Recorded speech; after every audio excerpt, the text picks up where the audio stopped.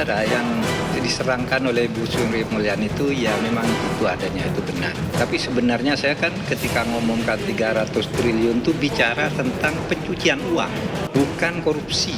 Coba dibuka lagi semua. Ada transaksi aneh yang melibatkan sekian ratus pegawai Kementerian Keuangan yang diduga sebagai pencucian uang, bukan korupsi.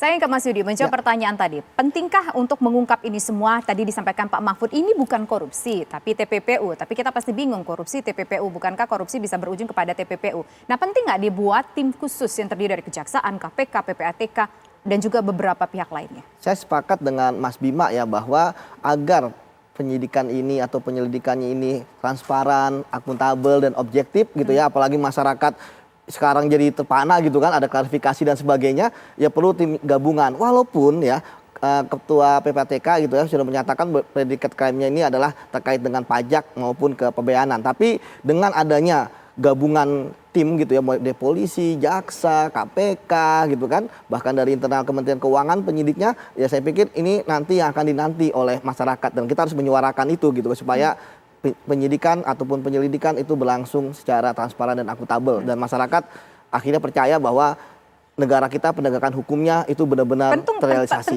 Penting nggak ada tim khusus itu? Menurut saya sangat penting, tadi saya katakan. Bisa tidak terwujud dengan tim khusus itu? Karena sudah disebutkan tadi, dikerucutkan ini masalah kepabeanan dan juga perpajakan. Harusnya bisa.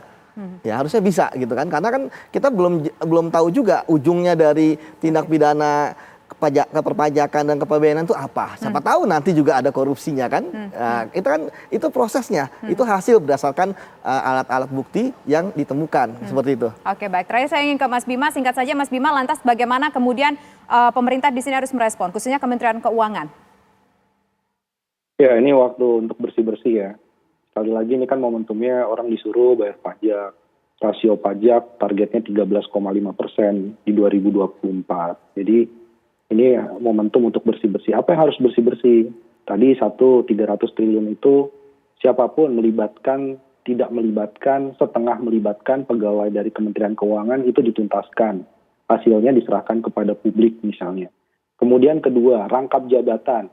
Terlalu banyak pejabat kita rangkap jabatan di BUMN, juga pegang saham swasta. Bahkan yang menarik, ini kan temuan bahwa di Kementerian Keuangan ada pejabat atau penyelenggara di Kementerian Keuangan punya saham di konsultan pajak. Itu kan konflik kepentingannya besar sekali, udah dapat dividen, konflik kepentingan, dan bisa jadi masuk gratifikasi secara halus begitu kan. Kemudian penguatan fungsi internal Kementerian Keuangan. Irjen itu diperkuat. Ada whistleblower system juga, saling melaporkan antara rekanan.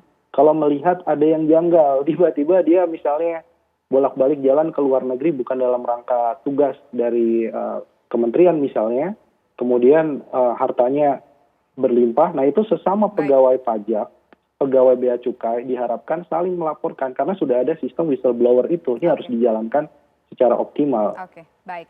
Terima kasih Mas Bima Yudhistira, terima kasih juga Mas Yudi Purnomo sudah berbincang bersama kami. Kita percaya dan yakin bahwa PPATK sudah menyediakan, memprovide data sebaik-baiknya dan selengkap-lengkapnya begitu untuk kepentingan negeri ini. Dan kita tunggu saja bagaimana langkah ataupun respon dari pihak terkait pemirsa untuk mencoba mentelisik, mencari garis merah dari transaksi yang mencurigakan 300 triliun rupiah tadi. Disampaikan ini bukan berkaitan dengan korupsi dan tidak melibatkan pegawai pajak ataupun pihak dari Kementerian Keuangan. Kita lihat saja pemirsa, semoga nanti ini bisa terungkap semuanya, rasa penasaran dari masyarakat 300 triliun yang mencurigakan itu dari mana.